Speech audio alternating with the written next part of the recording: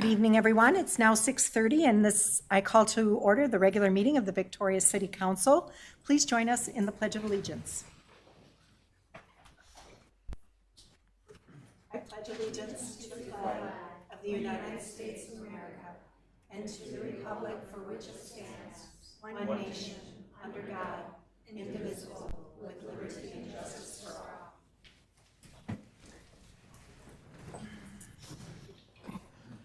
Before I start with announcements tonight, Councilmember Hebert sends his regrets. He's not able to attend the council meeting this evening as he had to attend a last-minute work trip. He expressed that he has reviewed the packet for this evening and will be listening to the meeting online. He thanks his council colleagues and the entire community for understanding and flexibility. The first item on our agenda this evening is announcements. The council will hold a workshop on Monday, July 25th at 5:30 p.m. for a general overview of tax increment financing. A budget workshop is scheduled for Monday, August 8th at 5 p.m. where the council will discuss budget pressures, operational efficiencies, and cost savings, as well as fees and revenues for the 2023 budget.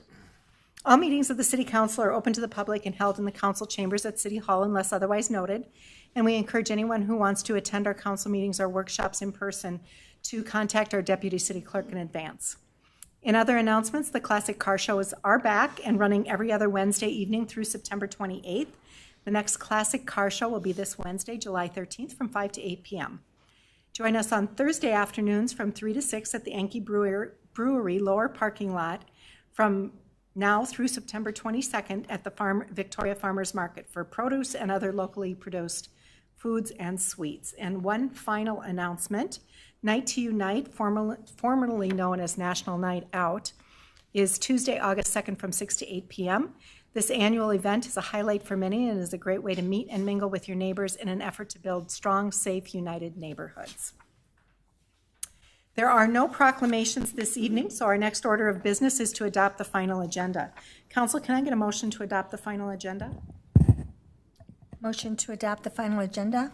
I have a motion. Can I get a second? Second.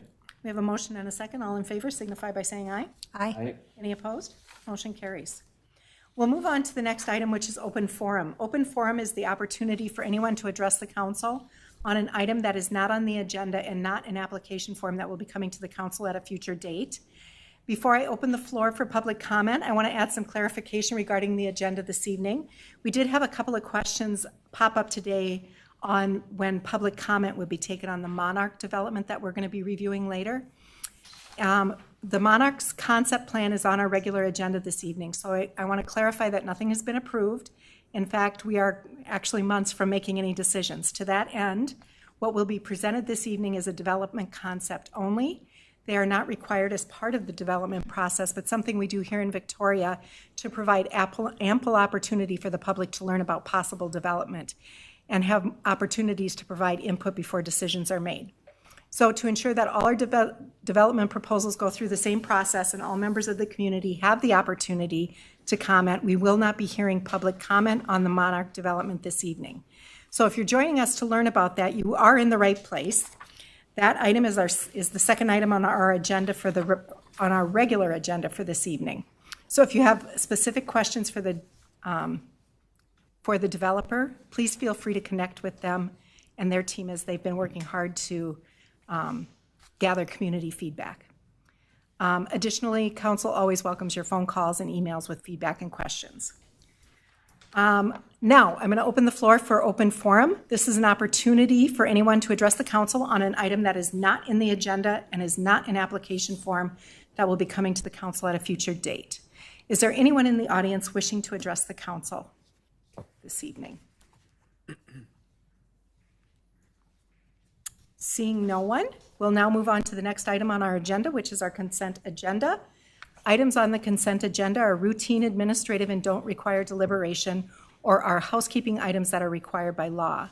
They're approved with one vote unless someone requests an item to be considered separately. Ms. Hardy, does staff wish to pull any consent items off the agenda? None from staff, Madam Mayor. Council, anything from you that you'd like to pull from the consent agenda? Anyone in the audience that would like an item pulled from the consent agenda? Seeing no one, can I have a motion to accept the consent agenda, please? Motion to adopt the consent agenda. Second. We have a motion and a second. All in favor signify by saying aye. Aye. Aye. Any opposed? Motion carries. We're now moving on to our regular agenda. We have several items on our regular agenda this evening. Item 6.1 is a public improvement hearing for Stieger Lake Lane West. Presenting this evening is Sitting Engineer Kara Gannon. Ms. Gannon, welcome.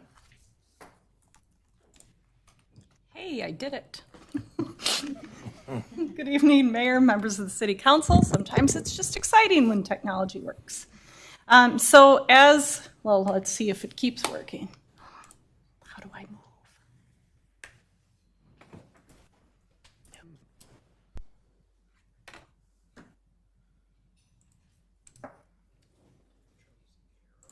I did that. Those didn't want to work. Okay, thanks. Now it works. Mayor, members of the City Council, the agenda item before you tonight relates to the Stieger Lake Lane Improvement Project. You've all seen this a couple of different times, so this is the next step in our process, which does include a public improvement hearing. We have two different actions tonight associated with this project. One is holding the public improvement hearing related to the assessments for the project. The second part relates to actually awarding a contract for of the improvements. We did include 2 alternate bids in that process. So what I'm going to do is I'm going to go through my entire presentation, then we can come back and answer any questions that you might have. Very good. But refreshers, so the Stieger Lake Lane project consists of the reconstruction of Stieger Lake Lane from the bridge out to Highway 5. Essentially, we'll be rebuilding the existing corridor to really be consistent with what we have in the rest of downtown. So the project planned over there will be very similar to the project that was completed a couple of years back, headed Stieger Lake Lane East. So the north side of the road will include construction of 25 parking stalls along with a sidewalk and streetscape features consistent with what we have in the rest of downtown. The south side of the road, we are not proposing to construct any parking or sidewalk at this point in time. Rather, that would occur should these properties on the south side undergo any redevelopment at a future date. In conjunction with this project, we are replacing the sanitary sewer system and the water system and putting in a new storm sewer system. So we are reconstructing the road to city standards, which will include our 2-foot sand section and our drain tile and all of the features that really make this a 50-year road. So we wanted to make sure that the utilities that we have in the corridor are what we need for the long term. So as part of that, we are upsizing the sanitary sewer system to serve not only the 13.5 acres, but we have an existing force main in the corridor that serves the Lake Bridge neighborhood, and that's all set up to serve all of our western growth area. So we are increasing the size of the sanitary sewer and tying the force main into the sanitary sewer so that we have a prepared corridor ready to go. As part of the improvements, there will be a number of utilities that'll be relocating as well. So we are proposing to bury the overhead power lines that run along the north side of the road. They'll be going underground, and then gas and electric and telephone and MediaCom are all relocating as part of this project too. So lots of work in a relatively short corridor. Related specifically then to the special assessment, so the council did approve a feasibility study in advance of this meeting tonight that outlined the proposed assessments for the projects. The impacted property owners have all received notice of this meeting and have been mailed information about the proposed improvements. The feasibility study is on the website for folks to review, that if anybody wanted to review it before tonight's meeting. We also hosted an open house for interested property owners last Wednesday. This is a relatively small number of property owners who are affected, so we had one couple in attendance at the open house, and then I fielded a couple of phone calls outside of that. But it was our second meeting on the project, so not really anything outstanding related to the assessments that we've heard to this point. As we noted when we reviewed the feasibility study, the assessment for the Three Rivers Park District property will be something that'll get reviewed by the city attorney before you would levy the assessments. And the assessments won't be levied until the project is complete, so next fall is when we would anticipate the final assessment hearing happen. Under the city's policy, the assessments for these properties would be levied over a 15-year period, and the interest rate on the assessments would be 2% over what the city's bond rate ends up being for the project, and we would be issuing bonds for this project in the spring. So, two alternates that we did include in this project are the Green Crest sidewalk extension. So that was a project that the City Council requested. It's a couple of years ago now when the council provided direction to staff to move forward with getting this constructed. It's construction of a sidewalk from the Green Crest neighborhood up to the intersection of 43, 18, and 11. It's a relatively small project, so we have attempted to get quotes on multiple occasions for this project without much success. So we opted to add it to this larger project so that we would have interested parties bidding on it as part of the overall project. So that's what the first alternate was for.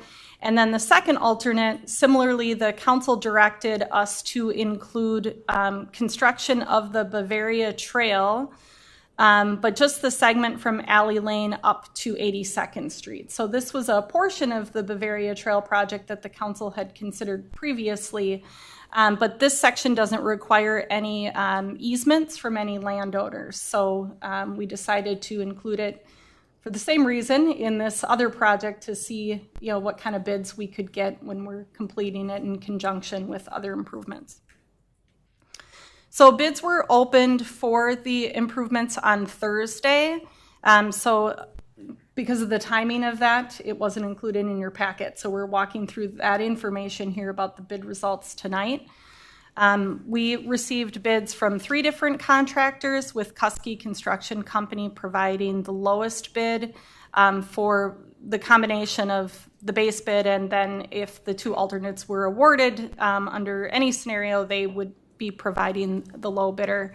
Kuski Construction Company is local to the area and completed the Stieger Lake Lane improvements here on the east side of downtown, so they are familiar with our standards, and so certainly are qualified to do the work. So then we had to take a look at was the overall project costs and what the proposed funding plan is for the improvements. So with all we carry a 3% contingency into construction at this phase of the process, and then with the engineering costs and other costs associated with delivering the project. For the Stieger Lake Lane improvements, we're noting the overall budget as $2.383 million. And that will be funded with a combination of sewer enterprise funds, water enterprise funds, some TIF pooling dollars that are available, bonding, and special assessments. Right now, the plan is to not bond for these improvements until spring of next year, so the city would be cash flowing it until such time as we issue debt. For the alternates, the Green Crest sidewalk came in at $182,900, and the Bavaria Trail came in at $217,400, for a total of $400,000 that would be funded out of the trail fund. So the finance directors reviewed this information and is comfortable with the city moving forward with the project at this time. A couple of things I wanted to note. So originally, when we've previously discussed this project, we contemplated the construction being completed this fall. But as the project was out for bid, we were running into learning information from contractors about some supply chain issues, particularly with storm sewer structures, so concrete structures on the project. So during the bid period, we ended up issuing an addendum to allow them to complete the construction into next year. So essentially we said you could start it this year, but you would need to get the road paved yet this year. But alternatively, if they wanted to wait to start it till spring when they had all the materials lined up, that would be acceptable too. So staff reviewed that during the bidding phase and reviewed it with the team that's working on the building one of the 13.5 acres, and everybody felt that that would be appropriate and an acceptable pathway forward. In speaking with Kuski, it does sound like they intend to start the construction for the Stieger Lake Lane work not until spring of next year. The other upside with this scenario is there's a lot of utility relocation work that has to happen. And so those utility companies are all getting lined up to get that work complete. And they'll be doing that this fall. They also had some concerns about the timeline with some supply chain issues with some of the equipment that they need. So this, I think, will ensure that we don't have a bunch of potential delays right before winter, which would be a real challenge with a corridor like this one to not have it paved and open to traffic for the winter. So we do think that in the big scheme of things, that's going to work out better. The other thing I did want to just identify, previously the council had identified the undergrounding of the utilities along Stieger Lake Lane as the next project to use the franchise fees for. So we're still working with Excel to find out what that dollar amount is. They gave me a verbal last week that was just under $600,000, but until we can actually review the estimate, I don't know what's in it yet. But that will include burying the overhead power from the bridge out to Dairy Queen, so past the 13.5 acres as well. So what you're being asked to do tonight is approve a resolution ordering the improvement for the Stieger Lake Lane West Phase 1 improvement project. That is specific. It's a specific step in the required process for specially assessing projects. Oftentimes you'll see us take this step earlier in the process, but state statute does allow you to wait to do that until you have all the information in front of you about the project. So you have bids in, you have all the information about the project here tonight. But that motion does require 4/5 majority in order for that to be considered approved. And then the second motion would be to approve a resolution accepting bids and awarding a contract. And that would be including alternates 1 and 2. So should the council not wish to include both alternates, that's something that the council should discuss. And with that, I am happy to answer any questions. Terrific. Thank you, Ms. Guerin. Council, questions?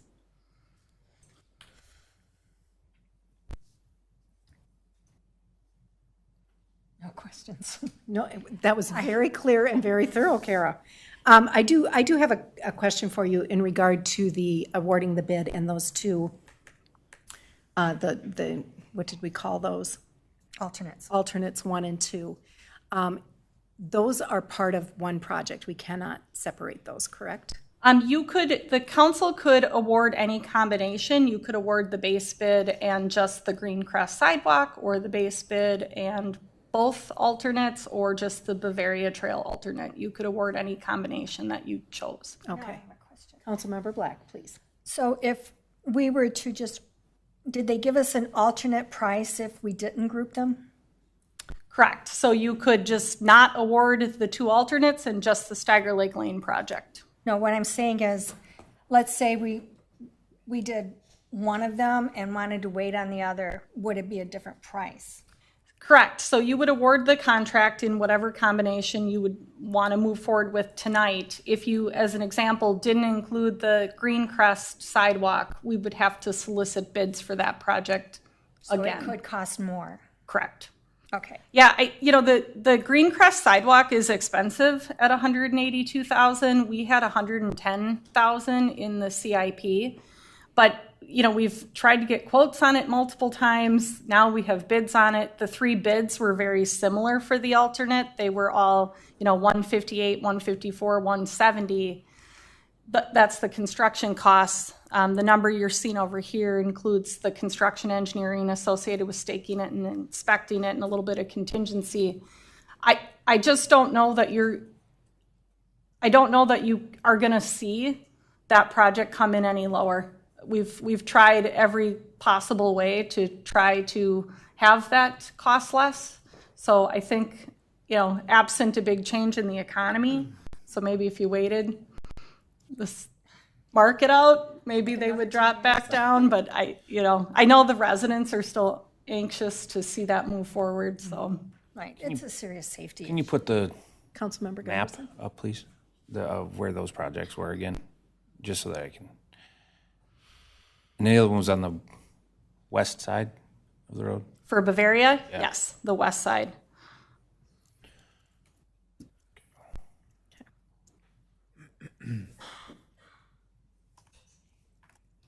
Council questions? So it does not connect to where the Chaska trail ends, if it's It does. you just have to cross, right? Yeah, it's right at, I'm trying to think of the neighborhood. So with the Hill Point development from 86th Street up to Alley Lane, a section of trail, so in Chaska, it's on the west side of the road. This would extend it up to County Road 18, so we'd have, a full loop. On the picture on the top with the sidewalk on the, which side is that? Is that the east side, the west side? That is the West side. west side, right? Okay, so where is that sidewalk? Where's Ann? It's just, that's the neighborhood right to the south of like my neighbor, the Woodlands. So are we putting a trail across from it? Let me go over to an aerial here. Chaska Trail coming out of Chaska is on the east side initially, right? And then it switches over to the west. Yeah, I said west side and I mean east side. I keep saying the wrong thing. Yeah. That's messing everyone That's up. why I was, confused. Yeah, I was confused as Yep. well. Okay, how about we look at an aerial? How about we do that? That sounds like a really great idea. So the Chaska Trail coming up the east side of Bavaria was extended with the Hill Point development up to Alley Lane. So this project would extend it from Alley up the east side of Bavaria Road to the intersection with 18. Sorry, that was my bad. I said west. I feel like I do that all the time on this trail for some reason, so. All right, there's enough blame And to there's go around. nothing, There's a sidewalk on the west side in a small section, but not very far. Just this little Yes. link here. Yes, right there. It's not, okay, that was my question. yeah, there's not very much. And the trail's going to be on the opposite side of that. Correct. And it gets us basically to 18 where eventually, you can go around. To the, Is there going to be a crosswalk or anything there? There is a crosswalk at Alley today, About up at 18? and I believe that was included in the scope up at 18. I believe that is correct, because I remember talking about that specifically. Okay, so they'll be able to cross safely. Absolutely. Okay, All right. all right, I'm fine. Council questions? All right, seeing none, then I will open the public hearing. There's two resolutions before us, one ordering the improvement and second to award the contract. Is there anyone who wishes to speak to this item?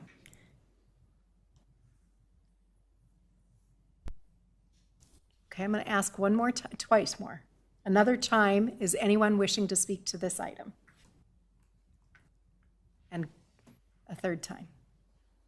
Okay, seeing no one, I will now ask for a motion to close the public hearing. Motion to close the public hearing? There's a motion. Can I get a second? Second? We have a motion and a second. All in favor signify by saying aye. Aye. Any opposed? Motion carries. Council, any further discussion? So seeing no more discussion, we're looking for two motions. The first is to adopt a resolution ordering the improvements. Can we do that as one motion? Who am I looking at here to find out if that works? Two separate motions. All right. So the first motion, please. Motion to approve a resolution ordering the improvement for the Stieger Lake Lane West Phase 1 improvements. I have a motion. Can I get a second? Second? Oh, We'll give that to Councilmember Gunderson. We have a motion and a second. All in favor signify by saying aye. Aye. Any opposed? Motion carries. The next is to adopt a resolution awarding the contract to, we have to decide who we're going to award the contract to and at which point. So let's go back quickly to review that. I'm sorry, we should have done that earlier. Kuski Construction Company provided the lowest responsible bid, so the resolution is written such that you're awarding it to the contractor that provided the lowest responsible bid in accordance with this letter here. And I would favor including both alternates, 1 and 2. Yes. So is there any discussion on that, council? All right. With that, then, I will take a motion. Motion to approve a resolution accepting bids and awarding a contract for the Stieger Lake Lane West Improvement Project, including alternates 1 and 2. We have a motion. Can I get a second? Second. A motion and a second. All in favor signify by saying aye. Aye. Any opposed? Motion carries. Item 6.2 is a sketch plat review for a mixed-use development of Mr. Gannon's property and the city's public parking lot in downtown Victoria. Introducing that topic is our senior planner, Isaac Peterson. Mr. Peterson, welcome. Thank you, Mayor, members of the council, and just bear with me a second as I pull this up. Now that Kara's boring stuff is over, I know everyone wants to get parking. Thank you for saying Thanks you for your patience. She makes it entertaining. Yeah. Absolutely. Sorry, Kara. So anywho, Mayor, members of the council, tonight before you is a sketch plat concept plan review for a proposed redevelopment project on a portion of a city-owned parking lot and the Gannon property. So just a little bit of background on how we got to this concept plan that we're looking at tonight. So earlier this year and several months ago, the city was approached by development group Monarch Development, and the city and city council approved a preliminary development agreement with Monarch Development Partners to facilitate the potential for a mixed-use development within the downtown that incorporated additional added public parking. A component of that approved preliminary development agreement provided that a formal development plan would be provided to the city council for review. The first kind of step in that development plan that's being shown to you this evening with the discussion that's being had is a sketch plat or concept plan application to receive initial feedback from the Planning Commission initially, and then now the city council on the proposed redevelopment of the property. So just a little bit of clarification, as the mayor mentioned earlier this evening, there are no approvals or formal actions that are taken at the time of a sketch plat or concept plan. Really, the sketch plat concept plan process is intended to provide guidance and assistance to give an applicant, in this case Monarch Development, some guidance and feedback to inform any potential preliminary plat application, site plan application, or conditional use permit application that could occur down the line. So as a component of that sketch plat process, property owners within 350 feet of the properties we're discussing this evening were notified and invited to participate in a neighborhood meeting on June 20th, 2022 that was held. And then in addition, the Planning Commission did review this sketch plat application at a prior meeting on June 21st. So getting our bearings here on what we're looking at, the subject properties include 3 parcels located at 2 addresses, 7942 Quamaclit and 7928 Quamaclit. The total parcel consolidation is 0.69 acres in size. And the project is proposing a mixed-use structure with 73 apartment dwelling units inside of it, including 171 structured parking spaces, 9 to 11 on-street parking spaces, and 6,000 square feet of commercial space. So currently, as all of us probably know in the room here, the existing storage structure that's located here in the orange parcel boundary is owned by Mr. Rich Gannon, and it's used for private storage and has been for quite some time. The city-owned property is outlined in blue here, which includes 43 public parking spaces on site. So it begs the question, and I'm sure the big question on the folks attending this evening is, why is the city lot, the parking lot, being considered for redevelopment with this concept plan? And really the whole impetus and driver for this proposal would be to increase public parking capacity on the site. So just a little background on that and how we got here. So when we look at the city's roadmap, which is our 2040 Victoria Comprehensive Plan, it does offer some guidance with respect to parking. Just a couple of those bullet points that are outlined within the comp plan. It identifies a goal of a park once and walk theme downtown that would produce an interesting, stimulating pedestrian environment to promote walkability.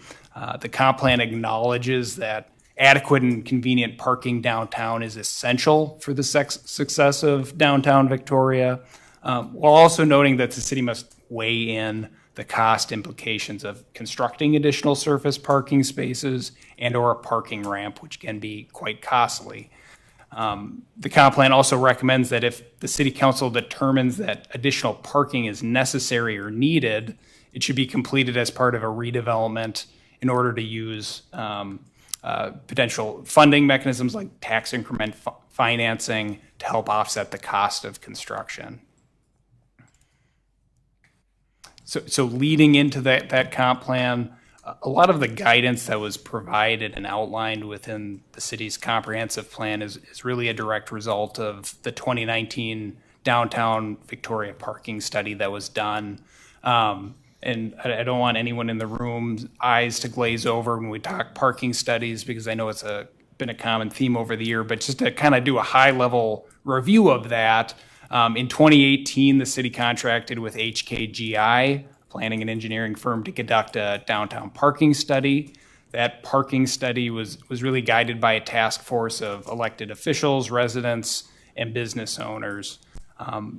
Some of the findings and guidance offered through that study, which conducted parking utilization counts, or counting how many parking spaces were being used at once, identified that there's not necessarily a parking supply issue during the morning and evening, or morning and afternoon hours rather, downtown, but overall the utilization counts did not suggest a need or an immediate need to add more parking. The study noted that downtown does experience heavy parking demand during the evening hours in select locations towards the central core of downtown, but not over capacity at a district-wide level, meaning that there are still parking spaces available, but they may not necessarily be right where people are, so on the fringes. The utilization counts also noted that, as I just mentioned, that the public off-street parking on the fringe of downtown, such as City Hall, the public lot that's right next to the building we're in, and Victoria Flats across the street, were underutilized during all hours of observed counts. Particular to the site that we're looking at this evening, the 7928 Quamaclet parking lot, the counts through the study did note that the parking lot was at or approaching capacity during peak parking hours when observed. It's kind of flipping through what I'm talking about here. So here we're looking at a graphic from those utilization counts. In the morning, 10 a.m. on a weekday, we can see some green. We can see that means it's underutilized or not kind of at max. And our parking lot that we're referring to here is in green with the arrow pointing down to it. And when I say our downtown core, I'm talking about this kind of area that I'm circling here, where we see a lot of folks traveling through to go to the businesses, support businesses, towards a central area downtown. When we move forward towards 6 p.m. on a weekday, we see a lot of red, meaning that we're at capacity at a lot of these parking lots downtown. For the 7928 Quamaclip parking lot, we're at 85 to 92% utilization, meaning we're just getting to the point where the parking lot's full and at capacity. And then our fringe area on the outskirts, we see a lot of green, meaning that there's still capacity there. And again, on the weekend, 10 a.m., a lot of green, not at capacity for our parking lots. And then when we go to the evening, the demand is there. A lot of the central core downtown parking lots are at capacity or near capacity, as mentioned. So with that 2019 parking study that was conducted downtown, as I noted, the 7928 parking lot may benefit with added capacity added to it. We're at that point with the parking lot. It's in close proximity to the downtown core, where more parking spaces could be a benefit to that location to serve the site, but also businesses around the site, which is really the driver behind this project. So with that, in addition, the parking study did recommend conducting parking counts, utilization counts on a biannual basis. Over the last couple of years here, we've been getting through the COVID-19 pandemic, and that wasn't done just because of a change in traffic volume and counts that were done. Staff's recommendation would be to better understand what our current capacity is, where we're at today, understanding some of those changes that may have resulted. Acquiring new utilization counts would be recommended in line with that parking study. So jumping back on the site itself and the kind of land use guidance for the property, the subject site is guided as downtown mixed use, as most of our downtown central business district is. The downtown mixed use district guides development towards smaller scale retail or office buildings, or vertical mixed use buildings with retail or office uses on the ground floor, and other uses such as office or residential on the upper floor of buildings. So a little denser land use than in most parts of Victoria. With respect to zoning, as I mentioned, the property is currently zoned within the CBD or Central Business District. The proposed residential use within our Central Business District would necessitate consideration of a conditional use permit. Residential uses are CUPs within the CBD. The proposed ground level commercial use may be permitted by right, depending on what that land use is, and we'll touch base on that within the Central Business District or by way of a conditional use permit. The development as a whole could be considered as a PUD if brought forward with a formal application. With respect to the lots and sketch plat or lot lines as they're shown, the sketch plat does propose to combine the three existing parcels that are located on the site to facilitate the development of the proposed structure. If advanced, it would require consideration of a preliminary plat or final plat, and final plat rather, to facilitate the proposed concept plan if advanced. So just kind of looking at the layout here of the structure that we're talking about, within the Central Business District, the guidance is to build out and close to lot lines. There's a 0 property line setback within the CBD. So the footprint of the site plan and the structure that we're looking at really goes to the furthest extent of the property as it currently exists today. As we're looking here, we have Stieger Lake Lane, Quamaclip, Randy's Way, and Tower Boulevard on just about all sides of the subject property. So with respect to the structure, it is 5 stories in height, or approximately 61 feet in height. As the council is probably aware, buildings greater than 35 feet in height would require a conditional use permit approval. Within the structure, there's 3 levels of parking that are proposed that I'm kind of hovering over here. So full level 1 let me back up. at the ground level, level 1 parking, a below grade parking level that's full, another below grade parking level that's full, and a split third level below grade. The residential element of the site is proposed on levels 2 through 5, and the commercial portion is proposed at the ground level adjacent Tower Boulevard.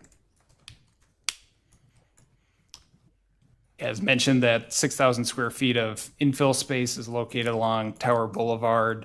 The property owner of the current site today is proposed to take ownership of that commercial space. Currently, the property owner has indicated that he would intend to occupy the east half, or 3,000 square feet of that commercial space, for personal use, storage, and infill the western portion, or western 3,000 feet, with a commercial infill tenant that has not yet been identified or proposed.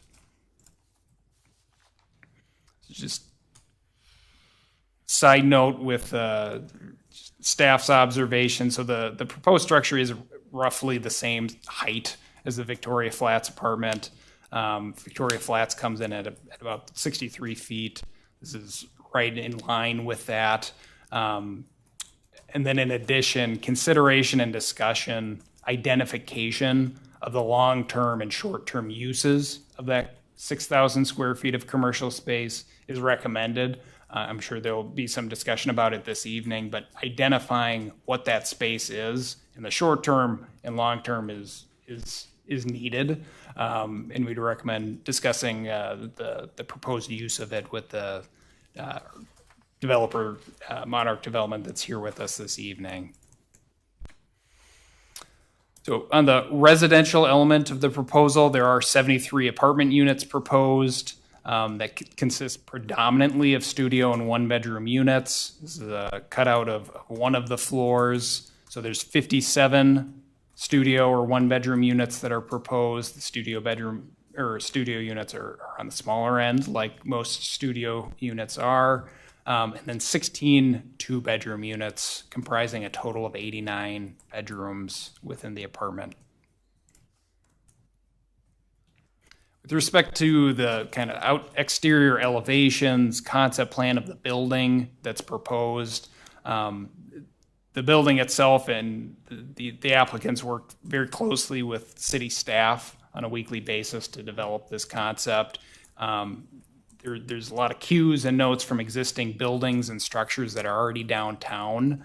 And the proposal is really consistent with the aesthetic that the code guides, including levels of articulation on the exterior of the building, ground level treatment or arched windows to have a distinct first floor, promoting that commercial use, and then the use of lap brick, metal plant panels, and other stone materials or natural materials. With regard to access, because we're looking at multiple levels of parking, and I'll let the applicant kind of discuss this in further detail, there's 3 points of parking access that's proposed, 2 of which are on Quamaclet, 1 of which along Randy's Way to access the internal structured parking that's proposed, along with pedestrian access along the front of the building at the ground level off of Randy's Way coming in.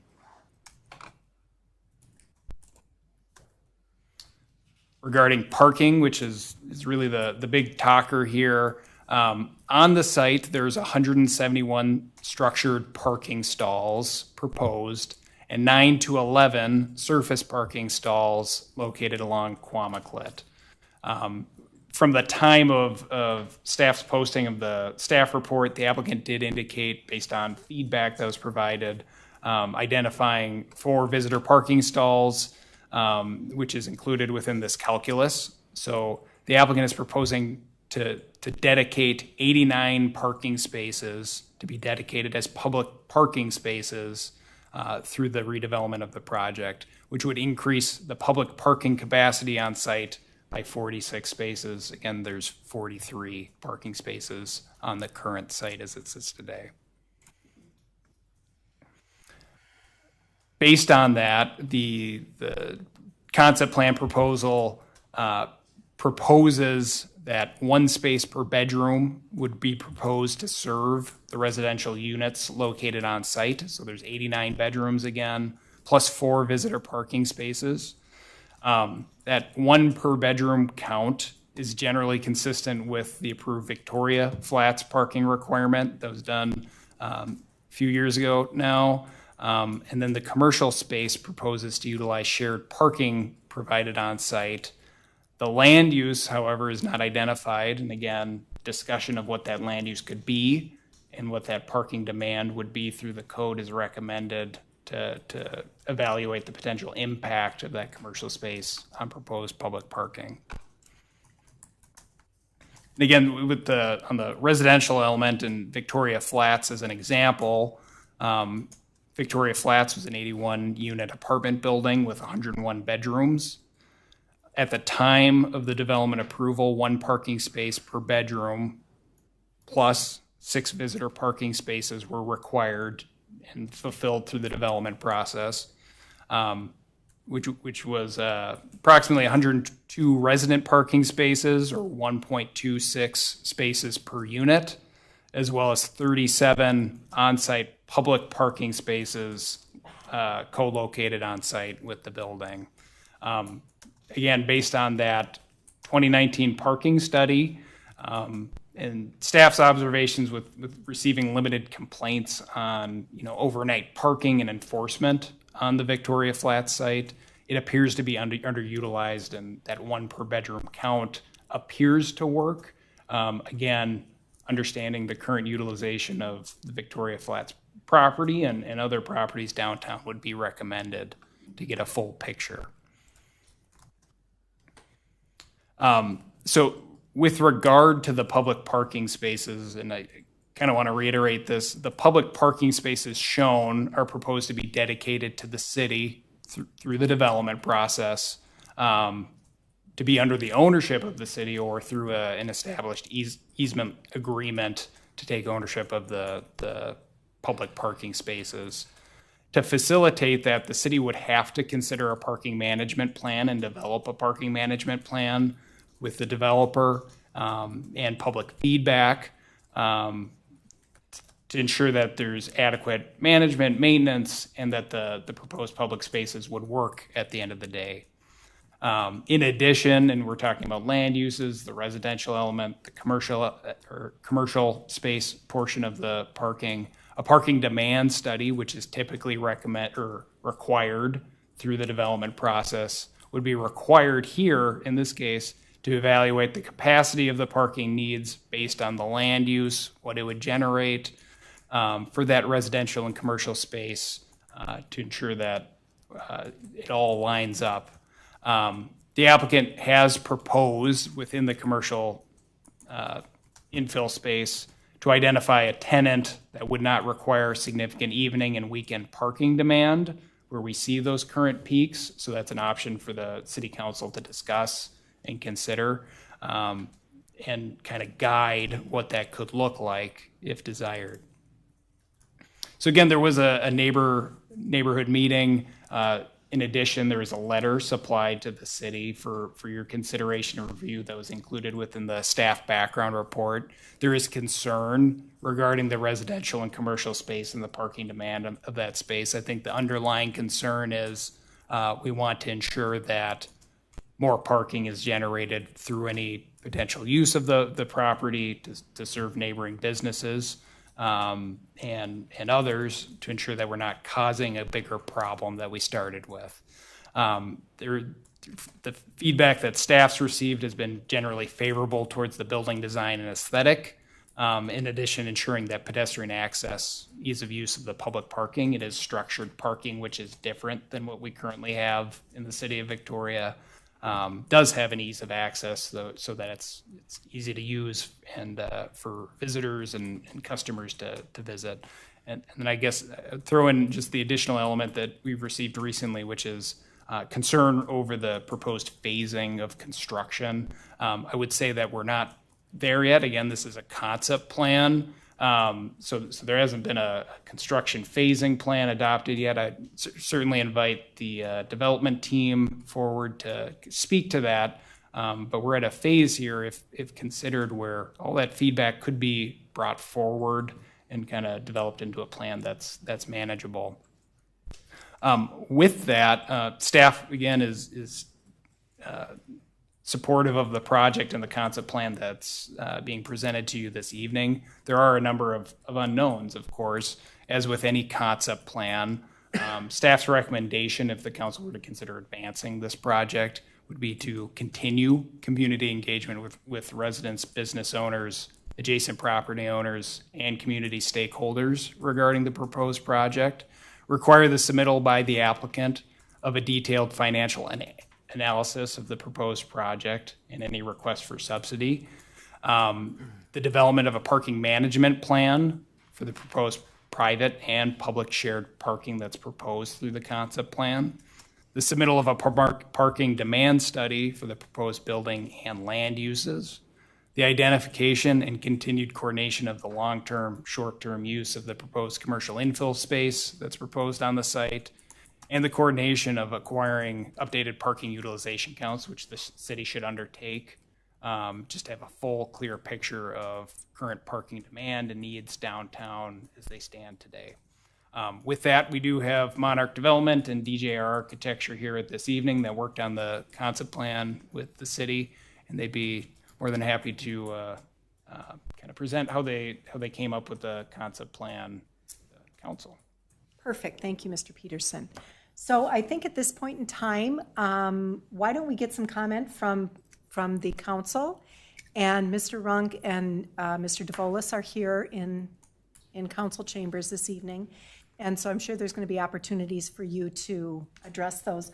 So why don't you go ahead and have a seat, Carl, and we'll get some comments from council, and then at that point we'll get you guys up here to answer some of these questions. So with that, council, let's get started. Who'd like to begin? Go ahead. Councilmember Black, you're always good to tee us up. Let's do it. Okay, so I spent the weekend doing my research like I always do, talking with the developer and with some of the business owners in the city. I have to tell you, when I was looking at it and it said one parking spot per apartment, I was like, so how is that going to give us extra parking? I suppose in an ideal situation, if one person lives in each apartment, or there's only one car in each apartment and they never have visitors, it might work.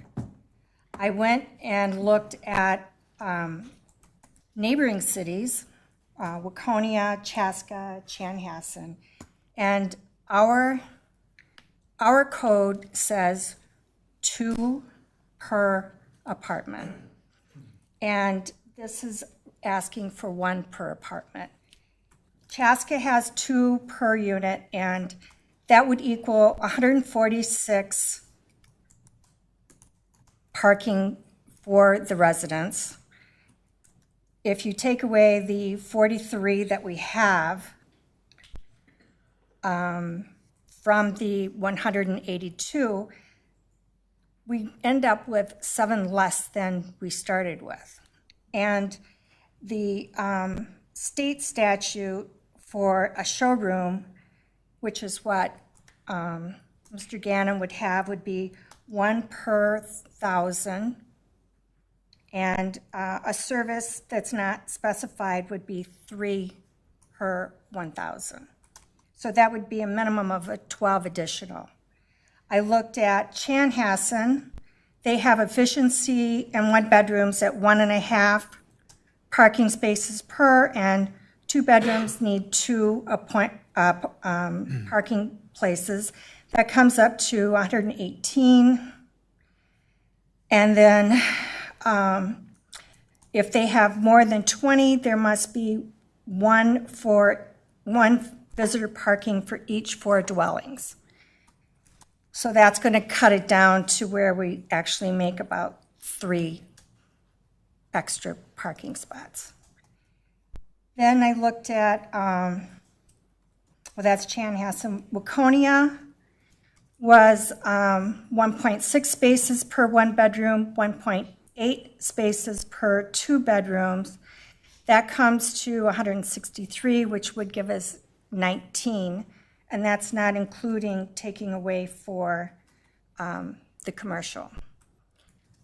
I'm having a real hard time thinking that this is going to give us the parking that we need. And I really want something there that is more for retail, commercial, because that's what our community survey said they wanted. And we need that. I mean, we have a high demand for it. And I would think that something more in the commercial end of it without residential and adding parking would be more ideal. And I'm hoping that you might think about that. Okay, that's where I am. Thank you, Councilmember Black. Other comments, council? Councilmember Gunderson. I think it said 1 per bedroom, which was similar to the PUD we did over here, not 1 per apartment. So I would be careful on how we talk about what the 1 requirements per bedroom, yeah. are. 1 per bedroom, not 1 per apartment. And then when we go through this, you know, some of what I've heard and the feedback that I've gotten are some of the things that I heard when I stood up and talked about Victoria Flats and how it wasn't going to add the parking that we needed. What I heard from Isaac was it's still being underparked. It's not being utilized to what we're using during the day or at night. So none of those people are parking underground where they're supposed to be in their unit development, this would fall under our PUD, not our straight zoning. So let's just make sure that we're looking at the process. Right. At the process. So when you talk about our straight zoning, yes, our dwelling needs 2 with 1 covered, right? 1 per bedroom. So my questions are, what kind of parking is it going to be? I got curious. I don't see. You know, we do have a lot of people out here that are affluent and they drive multiple types of vehicles, trucks, vans, whatever it's going to be. But they also drive electric cars, which are smaller. With those, we don't have any charging stations down here. So if charging stations, are you going to get a Tesla, a Volt, an Energy down here? If you put charging stations, are they going to change what car they drive down here if you put the charging station to park? Is that something that the city's able to do? Is it private? That's a question that I'd like to know. What kind of parking is it going to be? Is it going to be straight gas-powered parking, or is it going to be an option for an electrical vehicle, which is something that I think communities are looking for as electrical vehicles pick up. So that's the kind of parking. Downtown, you know, I've talked about it all the time. My vision for Victoria is a place you can use throughout the day. And typically, as we age, we've talked about putting senior housing on the west side, and there's nothing for seniors to use in the morning in Victoria. Nothing opens before 8 o'clock. There's one place to get coffee downtown. So options that if he's truly hasn't taken. If there's nothing there yet in concept on what Mr. Gannon wants to put on the other 3,000 feet that he's using, it's worth the discussion on what is it going to be? What does it look like? Is it a business that draws people in the morning and then goes away? I got to take him at his word that he doesn't want to put a business that's going to affect our nightlife. Just like I've got to take everybody else at their word that they want what they want for their businesses. So parking is a huge issue. It always will be, especially downtown. We're the fastest growing community in the state. We put parking in today, it's no good tomorrow. We don't have enough tomorrow. Can guarantee you that. we'll put parking in. So that's what I want to see. Aesthetics, you know, Yeah, it looks nice. looks nice, you know, and if it's in line with Victoria Flats and other buildings, that's going to work. I was concerned when I heard 5 stories, but then I saw the plan and it levels out with Victoria Flats, which is eye line in terms of, you know, not being sticking out or coming in super short. I mean, you know, we're shoehorning things in every neighborhood, right? From what's the new neighbor? What's the one going in behind my house?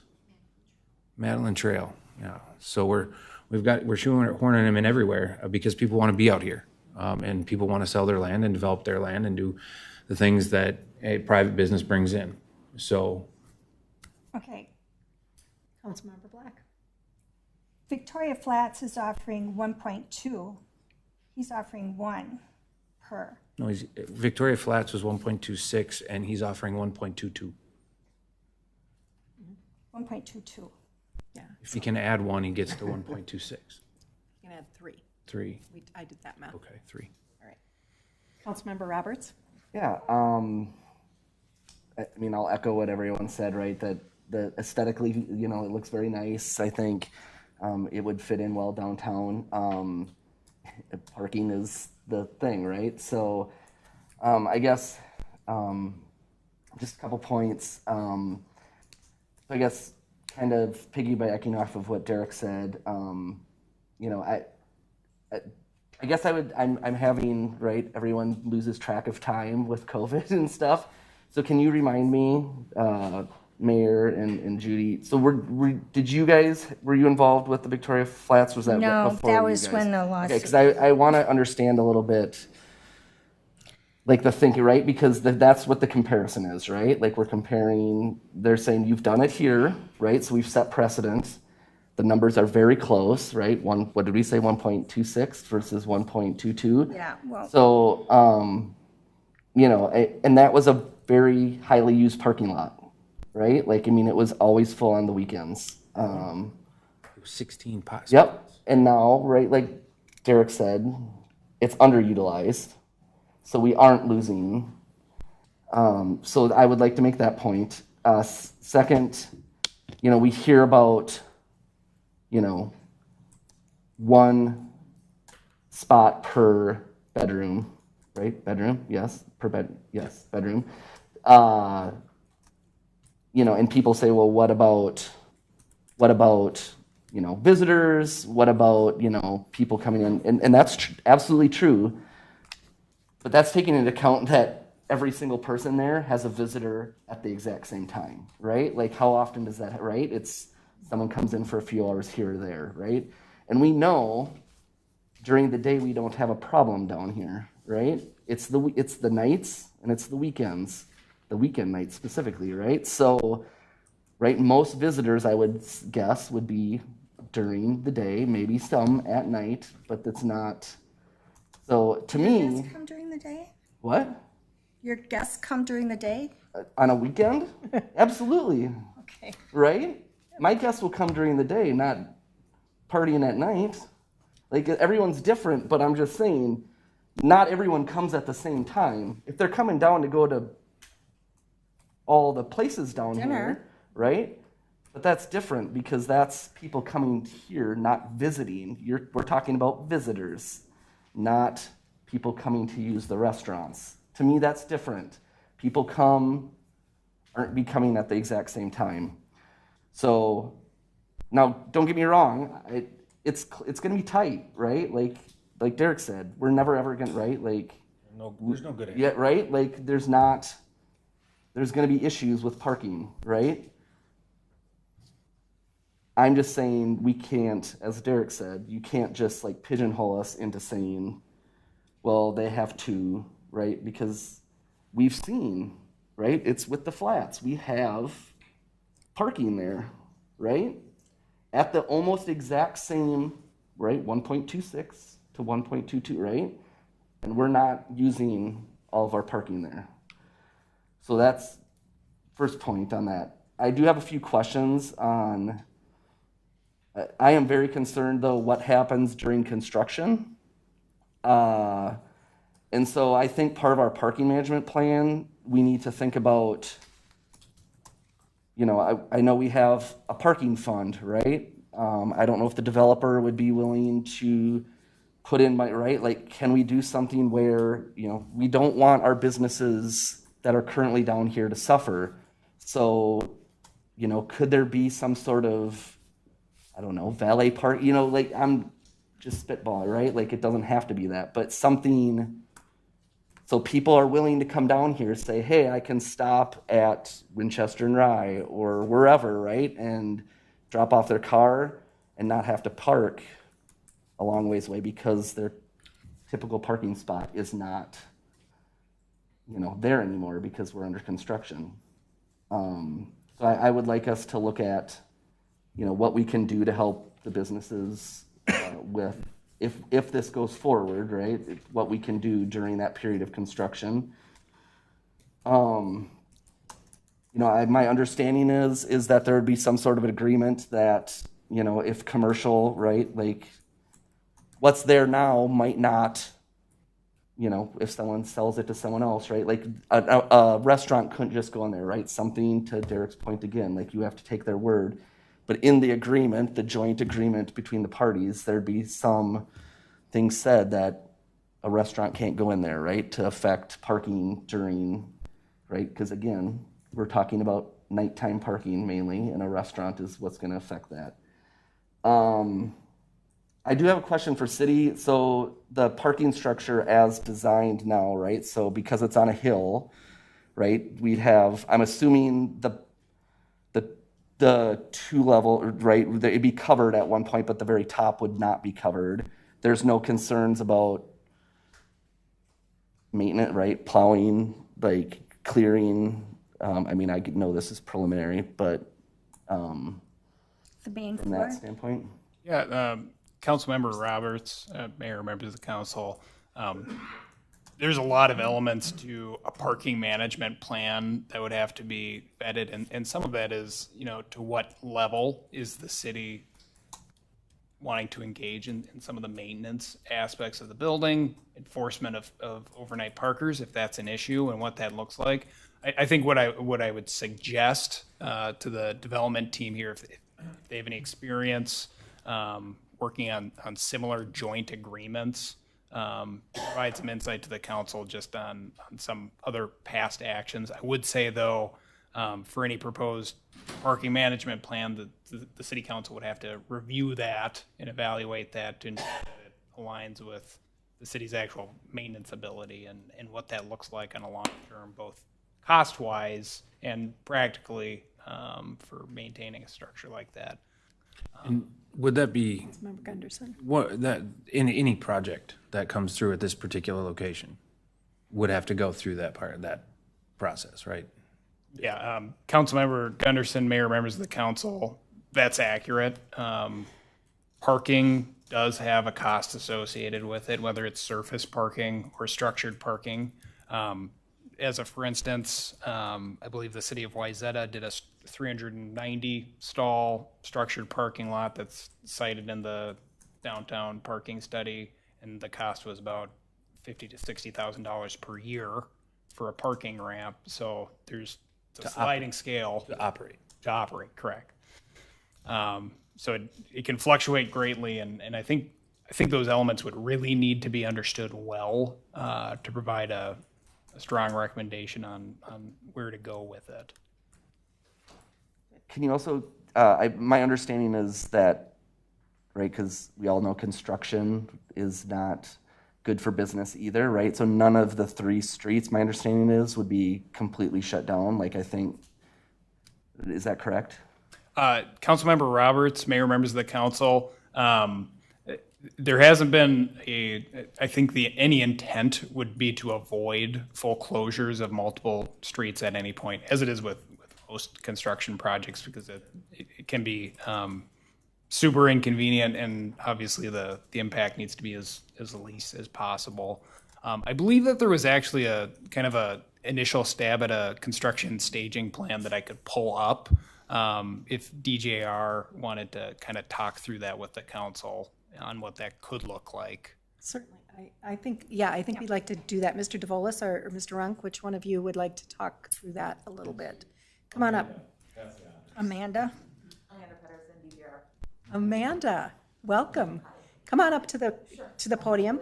Please state your name and let us know who you are for the record. Absolutely. And we can talk through that construction plan, and then we'll go back and we'll go back and noodle on those parking math a little bit. I'm Amanda Pedersen. I'm with DGR Architecture. Point of clarification for Councilmember Roberts: there's no parking that is exposed to the air. It will have. It's not closed off, like it's open, but there's none like that's on a top level that would then have to be snowed on. It's all contained with a roof. Just to clarify your question. So there is no surface parking. It's just the along the street. Just the street ones parking. along the street. Other than that, all the structured parking has a roof. Got it. All right. So, you can see this. This is just a very preliminary attempt at describing staging, but the thought is that we have some space on the northeast corner where you could put your crane to not impact the street. We have a pretty wide apron between the property line and the actual road at Quamaclet, and so a lot of the construction staging could occur there off of the street with minimal impacts. And then there, for certain days or deliveries or something, there could be potentially one-lane closures, maybe along the Tower Boulevard side or the Randy's Way. This is just from our experience. This is preliminary, so we would need to get our construction advice from our construction. But we did consult with a couple of our construction partners that we've worked with previously to just ask them to take a look at the staging plan, and they thought it looked relatively realistic. So Okay. Did you talk anything about the workers on, off-site parking for workers and that kind of? Yep, that's actually one of the other things that we were discussing, looking at your overall parking study that was done. There was identified the city lot that's off Stieger Lane. Public Works? The Public Works. So we would absolutely, the workers would not be allowed. There would be an agreement where they would park off-site so that there wouldn't be impacts to the business during construction time. Okay, great. All right. What about Black, another question from Ms. Yeah. What about the parking for the customers for the current businesses? So our thought was that during the construction, and that you could certainly put up signs or have wayfinding that would direct people to the currently underutilized lot at the Victoria Flats, which is 37, and there's 43 on the existing, so that would cover a lot of the current demand for that. It's a little further, we understand that, but with the idea that once the building would be complete, you would have more in that exact same spot. So Wait, I'm confused. The 43 that's currently there, they would still be able to use it? no, after the building were complete, they would be able to use that. But during construction, I think that there would be you could potentially direct people to park in the Victoria Flats lot, which is currently underutilized. But this is that was just one of our initial thoughts. All right. Any other questions for Ms. Pedersen? Thank you. Thank you. All right. So I've got several notes here. I think I'll go through those, and then Carl, I know you're dying to say some things, so we'll let you come up after that. So first and foremost, I want to say thank you. This is a beautiful project. It puts 80 or 100 new customers for our existing businesses in the middle of our downtown, which I think is fabulous. You have been very proactive and out in front getting people's agreement and feedback on this project, so I applaud you for that. It feels like the project's a lot farther along than it actually is because of that, but I do applaud you for that. So all the wonderful things being said, I do have some concerns. So we are looking at the parking, of course, is the biggest thing. We are looking to add parking to our downtown, and that's why we would entertain an idea in the first place. The Victoria Flats is operating at about the same, we'll call it the parking math, that you are proposing here give or take just a tad, and I think we can work that out. I guess my question is, and I don't know if maybe Mr. Runk can answer this or if it's a question for our staff, is to ask Victoria Flats. Tell us, how is that parking worked out for you? Are you overflowing your parking into that lot, that public parking lot? Are you overflowing that? What happens if you lease a one-bedroom apartment to somebody who has 2 cars? How does that work? Where does that parking come from? So that's a big concern. If you have the visitor thing, I think concerns me a lot less, just because I think we have a downtown commercial district. People come and go all day long, and we have been told that this is going to be, the commercial part of that's going to be a daytime use, not a nighttime use. So to Councilmember Gunderson's point, we take that at their word, and we can do that. So, and then quite honestly, I am uncomfortable with the size of this thing. It feels too big for the space. So I would like to see that downsized in some fashion. It feels like we're putting too much in too small of a space. Just looking at my notes, bear with me just for a minute. We touched on a lot of these issues that I have. The concern for the current businesses during the construction phase. We want a good parking management plan during construction and then afterwards. Looking out into the future, we want to be able to ensure that things are always changing. I mean, we have, from the 2019 parking study, lots has changed already downtown, and there's been some changes to use downtown and that sort of thing. So I would favor doing, as much as Councilmember Gunderson's going to hate this, a parking study to kind of the parking demand study. Yeah, just to talk about what does that look like now? What does, we've got a lot of new things in place. People are coming out. They're not at home because of COVID anymore. So I'd really like to understand what the need is, what the capacity is, and what the uses are.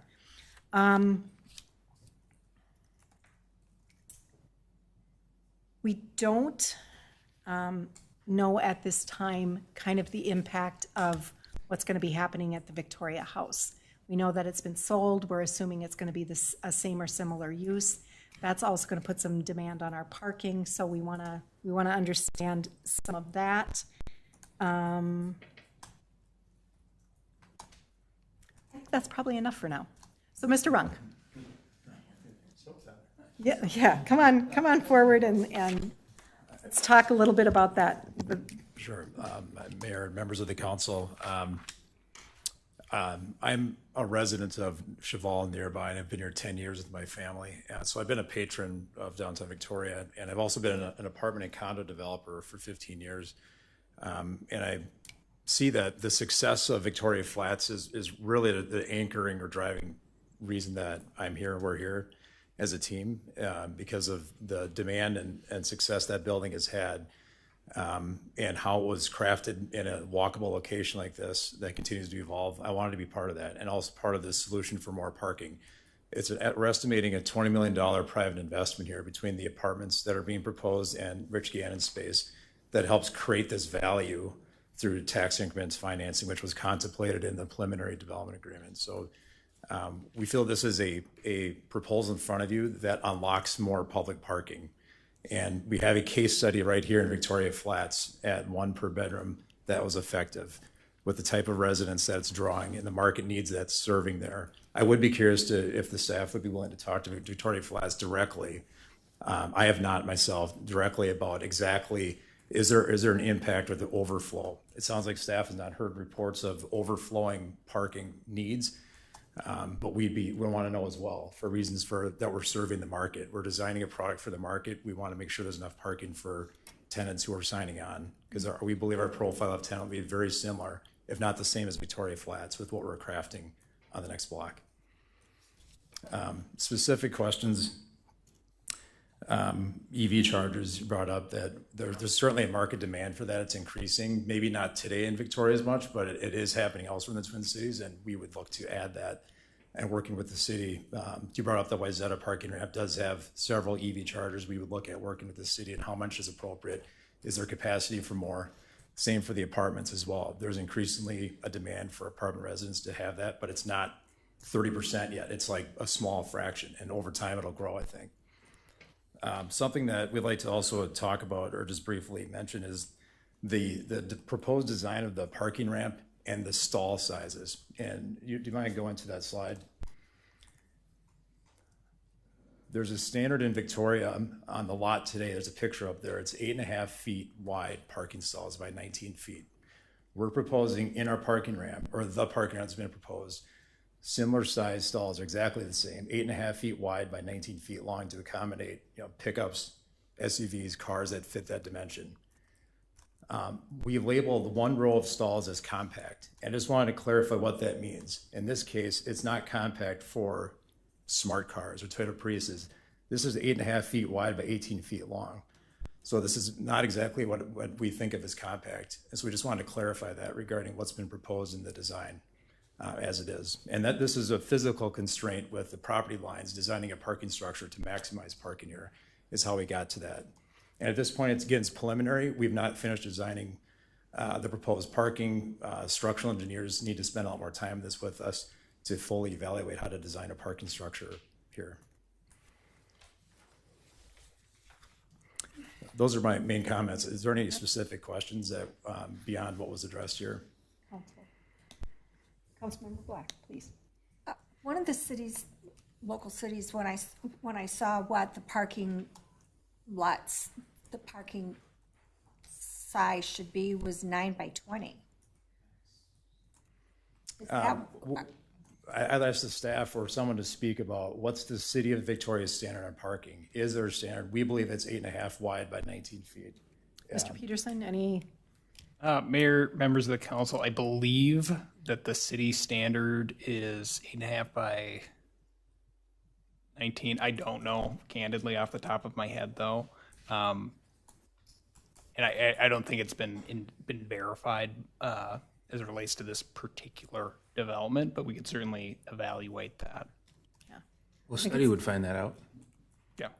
I think it's in everybody's best interest that we have enough room to open car doors. Again, with the preliminary nature of this design, we can design it to fit the city standard. The city standard is, let's say, 8 feet 10 or 9 feet. There's no reason we can't design it that way at this point. It's not, this isn't a preliminary design, that's conceptual at this point. Right. Council, other questions? What's the, the question is, what's the cost? To the city. What's the cost to us? That's not, it's not answerable now, but, what are the intended consequences? What are the unintended consequences? And those are the same questions we would ask to any project that comes through in this particular location.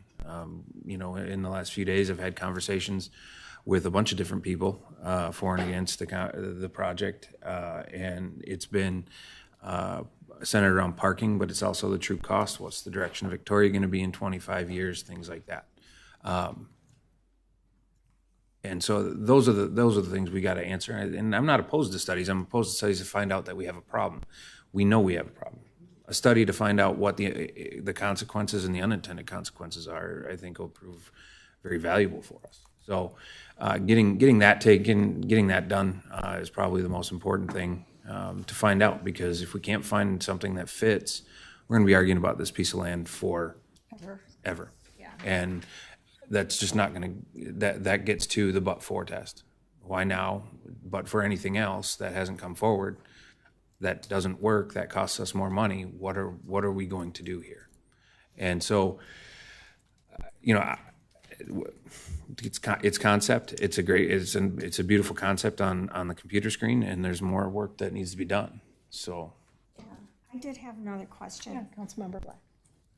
Some of these apartments are about 457 square feet. That's like 20 by 21 or 22.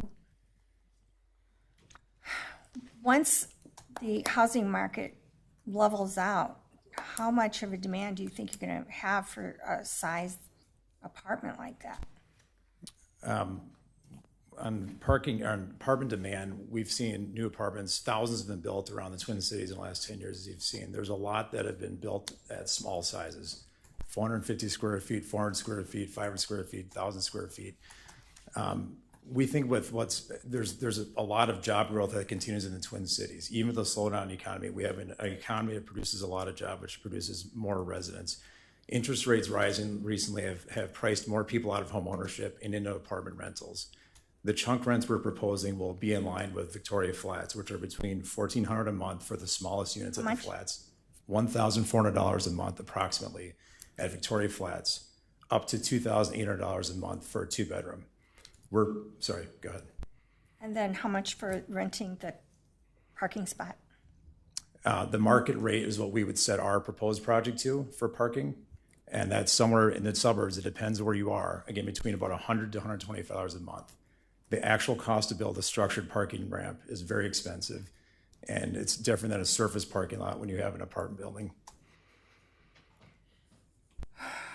Okay, so you're talking about $1,500 for a 457 square foot apartment and a parking spot. Correct. And then the parking spot is additional. Parking spots additional. Yeah. This is what we're proposing. Again, we have not advanced the plans to the point of like, here's the actual property management of the project. Whereas speaking from experience in other projects or other projects you look at around the Twin Cities, like in this project in Victoria, in terms of the market does exist for the vast majority of properties that you rent a unit, you then rent a parking stall at a specific number for a specific price additionally. Again, this is new construction. This is not old. This is, brand new, nice finishes and floor to ceiling glass. We're proposing these units. So if, going back to, you have to rent your parking spot as well. What if you run out of parking spots that have been designated? I guess that's my question is, what do you do? What if somebody you've sold all your parking spots and now somebody wants another car? In that situation, other properties, what will happen if someone wants to bring 3 cars for their unit, we say we have 1 stall for you. If it's a 1-bedroom or studio, if it's a 2-bedroom, it'll come with 2 stalls. Or if not all the 2-bedroom units are used, here's additional stalls. You could have 2 stalls. It's through management that you have this much inventory and we'll lease it to you. If not, fine. There's other places to live that have more parking, perhaps. Okay. So the amount of parking that's set for the apartment, for the renters, is the amount there is. And then you guys lease those as? Correct. And we have confidence watching Victoria Flats again, 1 per bedroom, be a successful building, fully leased. Okay, thanks. All right, council, final thoughts, questions? I still have reservations about the parking. I seriously do. I think that we should do a parking demand study. We know what the demand is, more parking. That's the demand. Yeah, but it will tell us more More what? detail as At what to cost, how at much. what cost will we build a ramp? And on whose dime? Well, That's what, is that, that's I'm not a saying that concept. we have to build a ramp. I'm just saying we. But that's a need to concept that understand. was brought up, and that's roughly $7 to $10 million. And who builds that? With no retail. Fit the vision we have. Does that fit the vision that we have here? Do people want to see a ramp in downtown Victoria? And it doesn't bring in commercial. A surface lot is, I've seen surface lots at 73 parking spaces, knocking down the building. That's another plan that's been sent to us. Does that fit downtown? 73, we're talking about 73 spaces now. That's not more parking. That's a flat surface lot, uncovered. But those are all plans that we have to vet out, and I agree. But the demand is more parking. Yeah, and I think we So- should vet out each option to see which would be the best. Absolutely. Yeah, for sure. We have to remember too, right? Part of this is private land that someone is choosing to write. We can't just say, no, No. you got to work with this developer. No, and do, right? I'm not saying that. I'm not saying you are, but there are, right? Like we can't just assume that, Mr. Gannon is going to choose to go with whatever developer other people want, right? Like he has chosen this vision for what he wants. And now we have to vet, like you said, I agree, right? I think it seems like a very nice thing. I also think, like I made my comments about comparing it to the flats, but yes, there's work to be done. Yes, so I want to make sure that we're not hurting our businesses right? I think we're all in favor of not hurting our businesses, right? So I think as everyone has said, right, like, I think it's worth looking more into this because it looks like a nice plan. So now there's more work to be done. I would agree. So I'm going to try and summarize this. I think we want to take a look at a parking study. So if staff can maybe put some boundaries around what that might look like and what we might learn from that before we send somebody out to start counting cars and spaces, that would be great. Mr. Runk, Mr. DeVolis, I think there's more work to be done on your end. Let's see if we can get that thing down to a smaller footprint, see if we can maximize some parking out of that. And then there's one more thing that I thought about. Maybe that is it. Oh, I know what it is. Let's have a conversation with someone at the Flats. Yes. And see if we can understand how that parking has worked out for them. And if I have one more. I just thought of one more thing. There was a one of the slides showed. It showed like the larger, so you could see Vic's and the Victoria House and the. I just had it. The scale of the building, I don't remember. Keep it going. was an aerial, right? right there. No, keep going. It was from up above. Keep going. No, not these.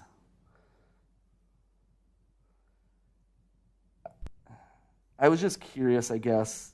I mean, maybe I can ask it, like, how much space, like, where is the proposed, like, is it, how much space, I guess, is between Victoria House, Vic's, and this proposed, Building. yes, You're talking to Yes. Councilmember Roberts, chair or mayor, members of the council. You're talking about this distance right here. yeah.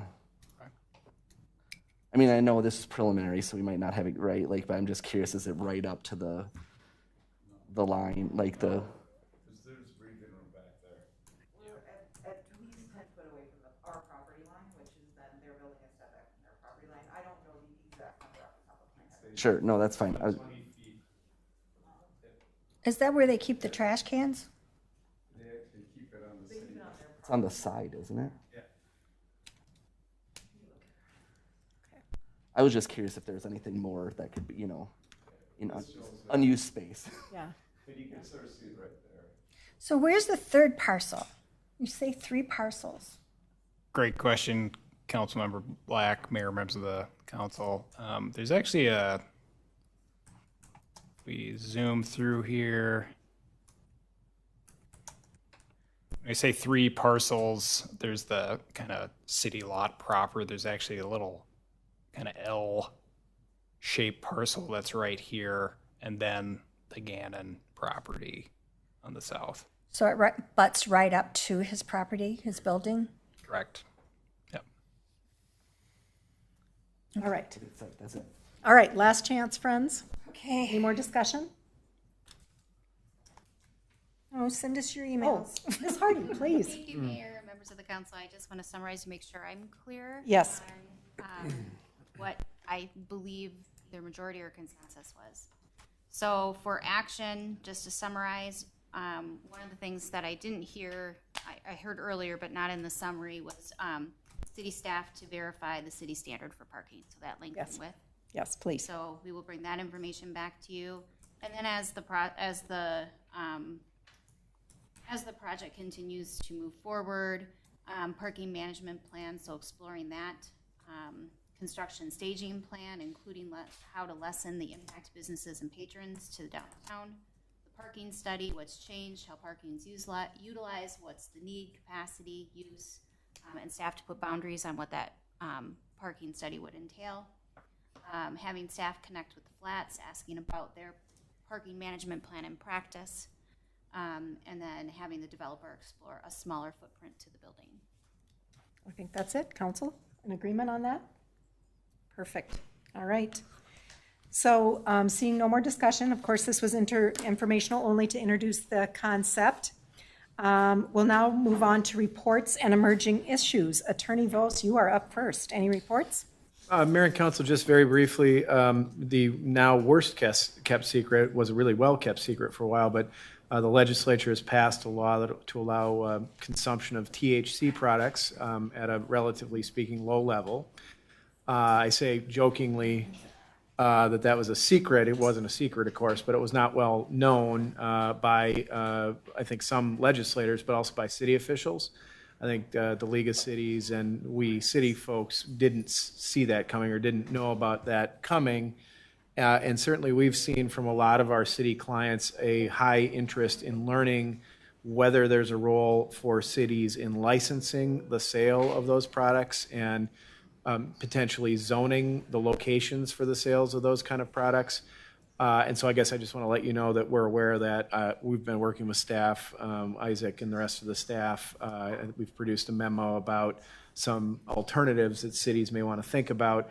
Obviously, I don't want to presuppose whether you want to engage in that or not. Plenty of cities around the state won't be engaging in that at all. But it's a high concern to our clients, and so we'll have some feedback through staff, and I think staff will be probably fairly quickly bringing forward some discussion for you about that topic. All right, thank you. Councilmember Black, question. Yeah. We already have the cigar place. He does CBD, THC. Yeah, my question was along those lines. Is it new? I mean, is there a difference between new and established? So if you got an established tobacco shop and then a new business wants to come in, are they two different, or is it going to be one who's solely focused on? I mean, the new business solely focused on those products. Yeah. Versus an already established business selling other. Yeah. Mayor and Council, I mean, one of the points we've made in the information we've provided to staff is that one approach, and there are, I think, a couple of approaches cities are going to consider, but one approach is to define a new use, a new land use, which is the sale of THC products for consumption. And I appreciate, Councilmember Black, your point that CBD products are already been legal and sold. And maybe some have been consumed in some way, but this new law contemplates the sale of drinkable or eatable THC, I think, for the purpose of getting THC into your system. And that's a different thing that's been done in the past. And so some cities will define the sale of those kind of products as a new use and then zone that or license it or both appropriately as those councils decide. So, Councilmember Gunderson, you're right. It's a fair question to the extent you've licensed tobacco sales or licensed shops that might be very likely places to be sellers of these products.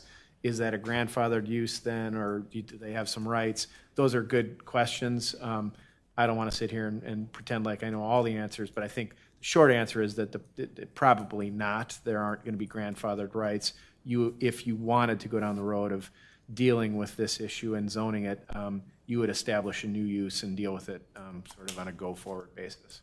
And again, I don't want to presuppose anything. There will literally be many, many cities, maybe most cities, that will just say the state is going to come back and revisit this issue in the future, and we're not going to get involved.